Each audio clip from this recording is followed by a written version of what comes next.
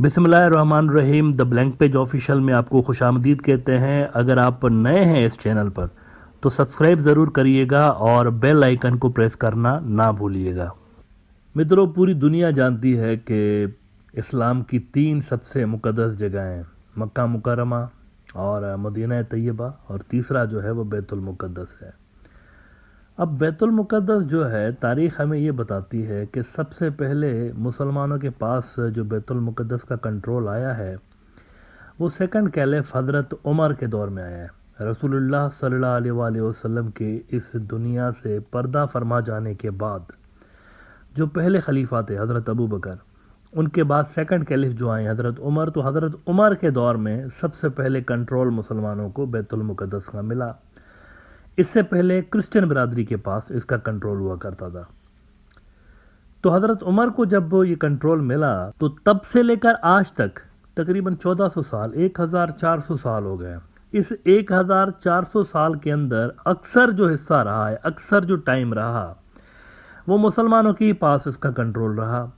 सिर्फ कुछ अरसे के लिए ऐसा होता रहा बीच में कि क्रिश्चियन बिरादरी के लोग जो हैं उन्होंने बैतुल मुक़द्दस के ऊपर कब्ज़ा किया, वरना अक्सर आपको तारीख़ के अंदर मुसलमानों का इसके ऊपर लंबे अरसे तक मुसलमानों का इसके ऊपर कंट्रोल नज़र आता है।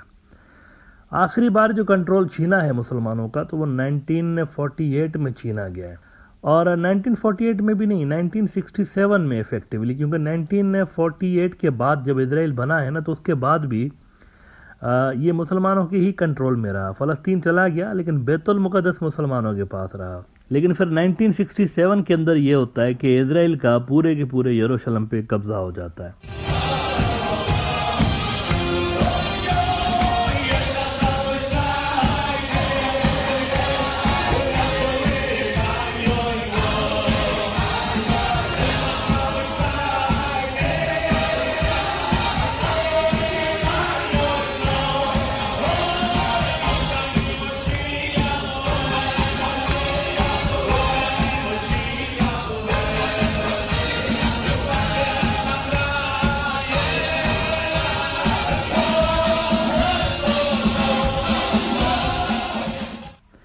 अब तब से लेकर आज तक यरूशलेम जो है वो मुसलमानों के कंट्रोल में नहीं रहा। इस अरसे के दौरान अलबत्ता मुसलमान मुस्तकिल तौर पर जद्दोजहद करते रहे हैं और लाखों की तादाद में मुसलमान यरूशलेम के ऊपर जान दे चुके हैं। हिस्ट्री के अंदर भी अगर आप देखते हैं तो आपको बहुत बड़ी तादाद में शहादतें मुसलमानों की नज़र आती हैं। यानी ये ऐसे ही कंट्रोल में नहीं रखा अपने पास, लाखों की तादाद में मुसलमान यरूशलेम के लिए आज तक कुर्बानियाँ देते रहे हैं, शहीद होते रहे हैं, तब जाके यरूशलेम का कंट्रोल उनके पास रहा है। और आज भी अगर आप देखें तो बहुत बड़ी तादाद में आपको फ़लस्तीनी नौजवान ख़ास तौर पर यरूशलेम के लिए शहीद होते हुए नज़र आते हैं। अब 1967 से लेकर अभी 1-2 साल पहले तक भी लगता यूँ था कि मुसलमानों की ग्रिप जो है वो ढीली हो रही है, और अमेरिका की मदद से इजराइल अपने पंजे गालिबन मिडल ईस्ट के अंदर गाड़ता हुआ नज़र आ रहा था, ट्रंप के दौर में ख़ास तौर पर। लेकिन टेबल्स हैव बीन टर्न्ड। यहाँ पर जब से चाइना आया है मिडल ईस्ट के अंदर तो एक बहुत बड़ी तब्दीली आ गई है। वहाँ पर जियोपॉलिटिकल सारा नक्शा ही चेंज हो गया वहाँ का। अब चाइना जो है वो बिल्कुल डिफरेंट सोच रखता है अमेरिका से यरूशलेम के मामले पे। चाइना सिर्फ लफाजी नहीं करता, चाइना प्रैक्टिकली इस मसले को हल करने में ज़्यादा संजीदा नज़र आता है। सऊदी अरब और ईरान का जो मुआहदा हुआ है वो इसका एक सबसे बड़ा प्रूफ है।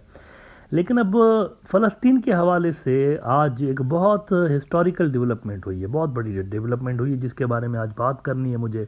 कुछ रोज़ पहले मैंने ब्रॉडर रिव्यू में आपको बताया था कि ये हिस्टोरिकल इनका दौरा हो सकता है, और वही हुआ है, हिस्टोरिकल दौरा ही हुआ है। एक बहुत बड़ी डेवलपमेंट हुई उसके अंदर। फ़लस्तीनी अथॉरिटी वेस्ट बैंक के अंदर हुकूमत करती है, और हमास जो है वो गज़ा के अंदर हुकूमत करते हैं, और ये जो यरूशलेम है ये वेस्ट बैंक के अंदर आता है। नाउ महमूद अब्बास की मीटिंग हुई है शी जिनपिंग से, चीनी सदर से, लेकिन इस मीटिंग के अंदर बाद में जो जॉइंट स्टेटमेंट आई है उसमें एक बहुत बड़ी खबर ये आई है जिससे मिडल ईस्ट का पूरा नक्शा चेंज हो गया है। चाइना ने स्ट्रेटेजिक पार्टनरशिप साइन कर ली है फ़लस्तीन के साथ। Now this is a huge development. फ़लस्तीन के साथ, फ़लस्तीन जो है ना अब चाइना का स्ट्रेटेजिक पार्टनर है। इसका मतलब ये है कि चाइना के जो स्ट्रेटेजिक इंटरेस्ट्स हैं वो फ़लस्तीन के साथ हैं, इसराइल के साथ नहीं, फ़लस्तीन के साथ। ये याद रहे, ये कोई मैं इकोनॉमिक या फाइनेंशियल ताल्लुकात की बात नहीं कर रहा हूँ या ट्रेड पे डेवलपमेंट नहीं हुई। स्ट्रेटेजिक टाइज की मतलब ही कुछ और होता है उनका, वो एक डीप लेवल की चीज़ होती है। तो फ़लस्तीन के साथ चाइना ने अपना जो वज़न है, चाइना ने वो फ़लस्तीन के पलड़े में डाल दिया है और उन्होंने कहा कि they are our strategic partners now. CGTN China का एक बड़ा न्यूज़ आउटलेट है, इन्होंने खबर लगाई है कि China Palestine issue joint statement on establishing strategic partnership. और इसके अंदर वो कहते हैं कि China said it supports the Palestinian people's just cause for restoring their legitimate national rights and establishing an independent and fully sovereign state of Palestine based on the 1967 borders with East Jerusalem as its capital। ये सबसे important बात है। East यरूशलेम का मतलब ये है, पहले भी बता चुका हूँ, यहाँ पर दो हिस्से हैं यरूशलेम के। एक तो नया यरूशलेम है। अब ये नया जो यरूशलेम है वो तो एक्सटेंशन है असल शहर की। जो ओरिजिनल सिटी है यरूशलेम का वो ईस्ट यरूशलेम है। कदीम यरूशलेम जो पुराना है, जिसके अंदर मस्जिद अक्सा आती है, वो ईस्ट यरूशलेम है। असल यरूशलेम वो है। तो चाइना कहता है कि ये फ़लस्तीन है और फ़लस्तीन का कैपिटल यरूशलेम है। चाइनीज़ की सपोर्ट हासिल कर ली फ़लस्तीन ने, ऑफिशियली हासिल कर ली। पहले भी चाइना फ़लस्तीन को सपोर्ट करता था, लेकिन स्ट्रेटेजिक पार्टनरशिप साइन होना मतलब यहाँ पर अब चाइना मुकम्मल तौर पर इन्वॉल्व हो चुका है फ़लस्तीन का मसला हल करवाने के लिए। और साथ ही उन्होंने इजराइल को मैसेज दे दिया है शी जिनपिंग ने कि हम जो है वो पीस मेकिंग करवाने के लिए तैयार हैं आपके दरमियान और फ़लस्तीनियों के दरमियान। राइटर्स ने खबर लगाई है कि China willing to help foster Palestinian peace making with Israel. अच्छा, इजराइलियों को ये जो सिंबल खेलने में मज़ा आता है ना, अक्सर आपको फ्री मैसन्स हों इनके, कभी इन पे भी बात करूँगा, फ्री मैसनरी इनकी तंजीम है या फिर बहुत सारी और इल्यूमिनाती और ये सारा, कभी इन पे बात करूँगा। बड़ी एक डीप इनकी भी कहते हैं ना आइडियोलॉजीज़ हैं काफ़ी सारी। ज़ायनिस्टों की इटसेल्फ आइडियोलॉजी काफ़ी डीप है। ये तो हम ऊपर से बात कर रहे होते हैं, लेकिन अगर अंदर घुस के देखिए, जितना इनको पढ़ेंगे ना, काफ़ी डीप इनकी भी आइडियोलॉजी है। तो इनको वैसे सिंबल खेलने में मज़ा आता है। ये निशानियाँ छोड़ते जाते हैं। अक्सर आपने कंस्पिरेसी थ्योरीज भी सुनी होगी, डॉलर के अंदर पिरामिड बना हुआ है तो उसके अंदर दज्जाल की आंख है, इस तरह की थ्योरीज आपने बहुत सारी सुनी होंगी। तो सिंबल खेलना इनको पसंद है काफ़ी ना। एक सिंबल चाइना ने भी दिखा दिया है, वैसे एक सिंबल चाइना ने भी दिखा दिया इस विज़िट के दौरान, महमूद अब्बास की इस विज़िट में।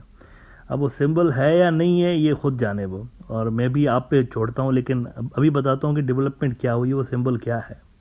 वॉइस ऑफ अमेरिका कहता है कि China inks strategic partnership with Palestinian authority as it expands Middle East presence.